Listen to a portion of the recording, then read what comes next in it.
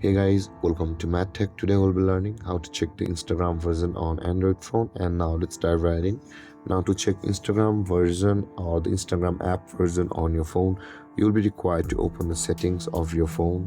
So let's open up the settings, and from over here scroll down until you can find the apps.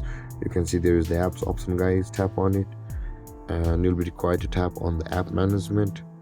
From over here, guys, search for Instagram by tapping on the search bar at the top of the screen and tap on Instagram. And on this interface, guys, where there says the Instagram at the top of the screen, you can see the version written over there, which is the 324.0.0.27.50. This is the current version or the latest version of Instagram.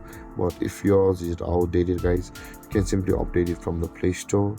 So search for Instagram, guys, like this, and if you got to update button at the top right corner of the screen, then you might want to update your Instagram app.